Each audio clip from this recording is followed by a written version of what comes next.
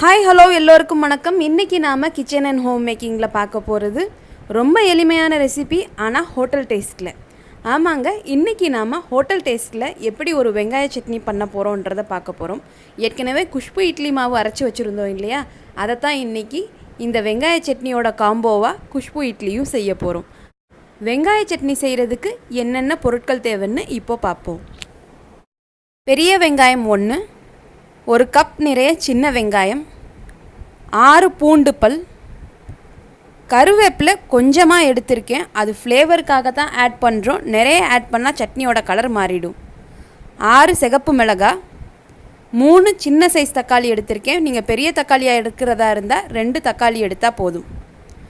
1/2 teaspoon பெருங்காயத்தூள், 1/2 teaspoon உடைச்ச உளுத்தம்பருப்பு எடுத்திருக்கேன்.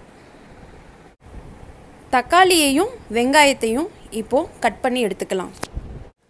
தக்காளி பழத்தையும் வெங்காயத்தையும் இப்படி ரஃப்பாக சாப் பண்ணி வச்சுக்கிட்டா போதும். பொடிசாக நறுக்கணும்னு அவசியம் கிடையாது. எப்படியும் மிக்ஸி ஜாரில் போட்டு அரைக்க போகிறோம். சட்னி தாளிக்கிறதுக்கு கடுகு 1/2 டீஸ்பூன் தேவை. சட்னி செய்ய ஆரம்பிச்சிடலாம். பேனை ஸ்டவ்வில் வச்சு ஃப்ளேமை ஆன் பண்ணிக்கோங்க. பேன் ஹீட் ஆனதும் அதில் ஒரு 2 டீஸ்பூன் அளவுக்கு ஆயில் ஊற்றிப்போம். ஆயில் நீங்கள் என்ன ஆயில் யூஸ் பண்ணுறீங்களோ, நல்லெண்ணெயோ கடலெண்ணெயோ அல்லது ரீஃபைண்ட் ஆயிலோ எது வேணாலும் நீங்கள் யூஸ் பண்ணிக்கலாம். எண்ணெய் சூடானதும் அதில் 1/2 டீஸ்பூன் அளவுக்கு உடைச்ச உளுத்தம்பருப்பை ஆட் பண்ணிக்கலாம். உளுத்தம்பருப்பு இப்போ செவக்க வறுத்து எடுத்துக்கணும். உளுத்தம்பருப்பு சரியாக வறுபடாத பட்சத்தில் அதோட பச்சை வாசம் நம்மளுடைய சட்னியில் வரும். அதனால் பொறுமையாக நல்லா செவக்க வறுத்து எடுத்துக்கோங்க. உளுத்தம்பருப்பு நல்லா ஈவனாக ஒரே மாதிரி இப்போது செவக்க வறுபட்டிருக்கு. இந்த சமயத்தில் நாம் வெங்காயத்தை ஆட் பண்ணிடலாம்.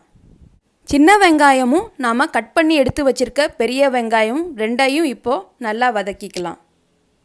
வெங்காயம் நல்லா ஒரே மாதிரி டிரான்ஸ்பரண்ட்டாக ஆகிற அளவுக்கு வெங்காயத்தை வதக்கி எடுத்துக்கணும்.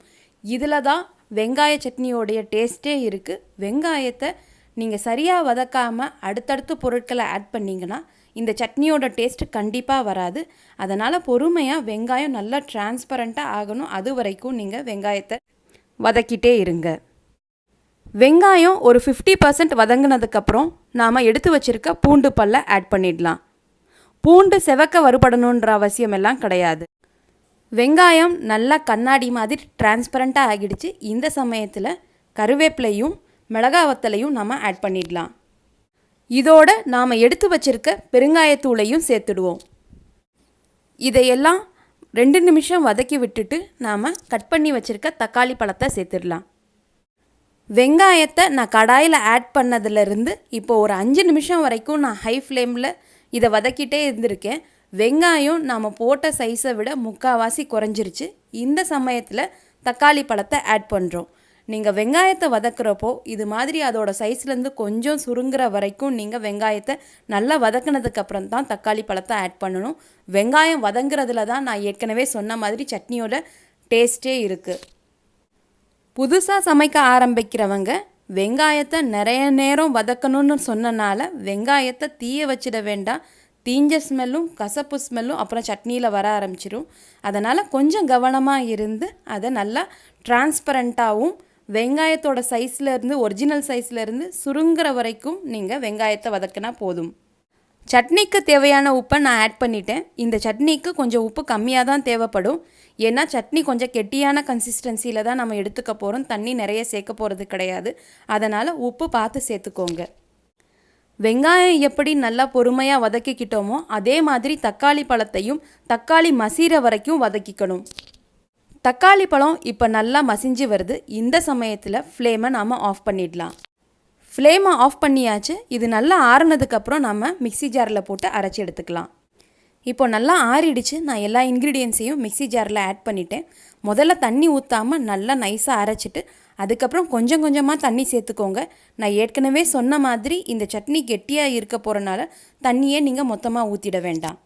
சட்னியை அரைச்சிட்டு வந்துடலாம். அதுக்கப்புறம் சட்னி எப்படி இருக்குன்னு பார்ப்போம்.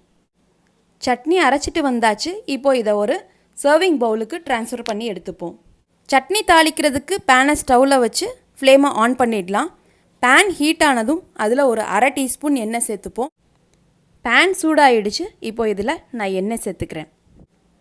எண்ணெயும் நல்லா ஹீட் ஆகிடுச்சு. இப்போது இதில் கடுகு சேர்த்துடலாம். கடுகு நல்லா பொரிஞ்சதுக்கப்புறம் ஃப்ளேமை ஆஃப் பண்ணி இதை சட்னியில் ஆட் பண்ணிடலாம். கடுகு நல்லா பொரிஞ்சு வந்துடுச்சு. நான் ஃப்ளேமை ஆஃப் பண்ணிடுறேன். தாளிப்பை சட்னியில் சேர்த்தாச்சு. சட்னி ரெடி. இந்த சட்னியை தோசையோடையும் இட்லியோடையும் சாப்பிட்டா ரொம்ப சூப்பராக இருக்கும். நம்ம இப்போ இட்லி செய்ய ஆரம்பிச்சிடலாம். குஷ்பு இட்லிக்கு மாவு எப்படி அரைச்சி எடுத்துக்கணுன்ற வீடியோ ஏற்கனவே நான் போட்டிருக்கேன். பார்க்காதவங்களுக்காக அந்த வீடியோவோட லிங்க்கை இந்த வீடியோவோட டிஸ்கிரிப்ஷன் பாக்ஸில் மென்ஷன் பண்ணுறேன். நீங்கள் அதை போய் பார்த்துக்கலாம். பொங்கி வந்த மாவை நல்லா மிக்ஸ் பண்ணியாச்சு. இப்போது இதை இட்லி தட்டில் ஊற்றிடலாம்.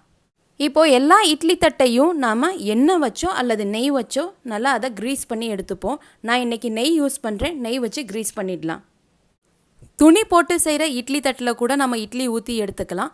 இன்றைக்கி நான் இந்த தட்டை யூஸ் பண்ணுறதுனால நெய் க்ரீஸ் பண்ணுறேன். துணி போடுற இட்லி தட்டுக்கு க்ரீஸ் பண்ண வேண்டிய அவசியம் கிடையாது. அந்த இட்லி தான் ரொம்ப டேஸ்ட்டாக இருக்கும். ஆனால் அதில் எனக்கு 7 இட்லி தான் எடுக்க முடியுன்ற ரீசன்னால் நான் இன்றைக்கி இந்த இட்லி தட்டை எடுத்திருக்கேன். நாளைக்கு மார்னிங் இட்லி ஊற்றுறப்போ அந்த இட்லி தட்டில் ஊற்றி அந்த இட்லியோட டெக்ஸ்சரும் எப்படி இருக்குதுன்னு பார்ப்போம். டெக்ஸ்சர் அப்படின்னு பார்த்தோன்னா இந்த இட்லி தட்டை விட அந்த துணி போட்டு செய்கிற இட்லி தட்டில் தான் டெக்ஸ்சர் சூப்பராக இருக்கும். டேஸ்ட்டும் அதில் தான் இருக்குது. எல்லா தட்டிலையும் நெய் தடவியாச்சு. இப்போது இட்லி குக்கரை ஸ்டவ்வில் வச்சு ஃப்ளேம் ஆன் பண்ணிக்கலாம். இட்லி குக்கரில் நான் ஏற்கனவே தண்ணி வச்சுருக்கேன்.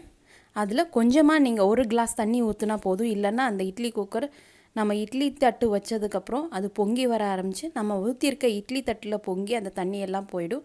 அப்புறம் இட்லி சொதன்னு ஆகிடும். அதனால் அதில் நீங்கள் 1 டம்ளர் தண்ணி ஊற்றிக்கிட்டால் போதும். இந்த தண்ணி சூடாகிற கேப்பில் நாம் இட்லி தட்டில் இட்லி மாவு ஊற்றி ரெடி பண்ணிடலாம். புதுசாக சமைக்க ஆரம்பிக்கிறவங்க இந்த இட்லி குக்கர் தட்டு யூஸ் பண்ணுறதா இருந்தால் இந்த இட்லி குழியில் 3/4 அளவு ஃபில் ஆகிற அளவுக்கு மாவு ஊற்றினா போதும். இட்லி வேகும்போது கொஞ்சம் எக்ஸ்பேண்ட் ஆகும். நிறைய ஊற்றிட வேண்டாம். நம்ம நிறைய ஊற்றினா அதுக்கு மேலே இருக்கிற தட்டில் போய் இட்லி பாதி அளவுக்கு இட்லி ஒட்டிடும். அதனால் நீங்கள் இதில் 3/4 கரண்டி மாவு ஊற்றினாலே சரியாக இருக்கும். எல்லா தட்டிலையும் இப்போ மாவு ஊற்றியாச்சு. இப்போது அந்த இட்லி தட்டையெல்லாம் அந்த ஸ்டாண்டில் அரேஞ்ச் பண்ணிவிட்டு இட்லி குக்கரில் வச்சிடலாம். இட்லி குக்கரில் இந்த இட்லி தட்டை வச்சதுக்கப்புறம் மூடி வச்சு மூடிட்டு ஃப்ளேமை கம்ப்ளீட்டாக சிம் பண்ணிவிடுங்க. மூடி போட்டாச்சு. நான் ஃப்ளேமை சிம் பண்ணிடுறேன். ஃப்ளேம் சிம் பண்ணாத பட்சத்தில் குக்கர்ன்றனால தண்ணி வேகமாக பொங்கி வரும். அது பொங்கி மறுபடியும் இட்லி தட்டில் விழுந்து இட்லி அந்த டெக்ஸ்சரே மாறிடும். மூடி போட்டு 15 நிமிஷத்துக்கு அப்புறம் ஃப்ளேமை ஆஃப் பண்ணிடலாம். ஒரு தடவை இட்லி வெந்திருக்கா அப்படின்ட்டு ஏதாவது ஒரு ஸ்பூன் வச்சு செக் பண்ணிக்கோங்க. இட்லி வெந்திருந்துச்சுன்னா ஃப்ளேமை ஆஃப் பண்ணிடலாம். நீங்கள் ஸ்பூன் விட்டு பார்த்தா தெரியும். ஸ்பூன் கிளியராக வந்துருச்சுன்னா இட்லி வெந்திருக்குன்னு அர்த்தம். ஃப்ளேம் ஆஃப் பண்ணிடலாம். இட்லி ஊற்றுறதுக்கு இவ்வளோ எக்ஸ்ப்ளனேஷன்ஸ் கொடுக்கணுமா அப்படின்னு யோசிக்கிறவங்களுக்கு பிகினர்ஸுக்காக இவ்வளோ டீட்டெயில்டாக நான் சொல்லிகிட்ருக்கேன். பிகினர்ஸுக்கு நம்ம ஸ்டெப் பை ஸ்டெப் சொல்லும்போது அவங்களுக்கு புரிஞ்சிக்க ஈஸியாக இருக்கும். இப்போது அந்த இட்லி தட்டை வெளியே எடுத்துடலாம். வெளியே எடுத்ததுக்கப்புறம் ஒரு 2-3 நிமிஷம் நல்லா ஆறுனதுக்கப்புறம் ஒரு ஸ்பூன் வச்சு இந்த இட்லியை எடுத்துடலாம். 3 நிமிஷம் ஆகிடுச்சு. இப்போது நம்ம இட்லியை எடுத்துடலாம். நீங்கள் இட்லி எடுக்கிறதுக்கு யூஸ் பண்ணுற ஸ்பூன் ஒரு ஷார்ப் எட்ஜாக இருந்துச்சுன்னா உங்களுக்கு இட்லி எடுக்க ஈஸியாக இருக்கும். நீங்கள் இட்லி குக்கர்லேருந்து எடுத்த உடனே இட்லி எடுக்க ட்ரை பண்ணால் இட்லி சரியாக ஈஸியாக எடுக்க வராது. இட்லி பிளேட்டில் இட்லி ஒட்டிட்டு தான் வரும். இதே நீங்கள் துணி போட்டு யூஸ் பண்ணுற இட்லி தட்டாக இருந்தால் அது நாம் எடுத்த உடனே ரிமூவ் பண்ணிடலாம். ஆனால் இந்த இட்லி குக்கரில் இது எல்லாமே ஒரு டிஸ்அட்வான்டேஜ் தான். இட்லியோட டெக்ஸ்சர் பற்றி பார்ப்போம். இட்லி எவ்வளோ சாஃப்டாக வந்திருக்குன்னு பாருங்கள். நம்ம பிச்சா அப்படியே ஈஸியாக பிக்க வருது. அந்த மாதிரி இருக்கணும். இட்லி ரொம்ப சாஃப்டாகவும் வந்திருக்கு. ஹோட்டல் ஸ்டைல் வெங்காய சட்னியும் ரெடி ஆகிடுச்சு. அதோடு சேர்ந்து சாப்பிட குஷ்பூ இட்லியும் ரெடி ஆகிடுச்சு. இட்லி பார்க்க எவ்வளோ வெள்ளையாக வந்திருக்கு பாருங்கள். ஜவ்வரிசி ஆட் பண்ணும்போது இட்லியோட கலர் நல்லா பிரைட்டாக இருக்கும். மறுநாள் காலையில் இட்லி துணி போட்டு செய்கிற இட்லி தட்டில் இதே குஷ்பூ இட்லி மாவை நான் ஊற்றிருக்கேன். அந்த டெக்ஸ்சர் பாருங்கள். மேலெல்லாம் பார்க்குறதுக்கே ரொம்ப சாஃப்டாக தெரியுது. துணி போட்டு யூஸ் பண்ணுற இட்லி அண்டா உங்ககிட்ட இருந்தால் அதுலேயும் இட்லி ஊற்றி பார்த்துட்டு அல்லது இட்லி குக்கர் இருந்தால் அதுலேயும் இந்த இட்லி மாவை ஊற்றி பார்த்துட்டு உங்களுடைய ஃபீட்பேக்ஸை கமெண்ட் செக்ஷனில் போஸ்ட் பண்ணுங்கள். இந்த வீடியோ உங்களுக்கு பிடிச்சிருந்தால் லைக் அண்ட் ஷேர் பண்ணுங்கள். மறக்காமல் சேனலை சப்ஸ்கிரைப் பண்ணுங்கள். தேங்க்யூ. பாய்.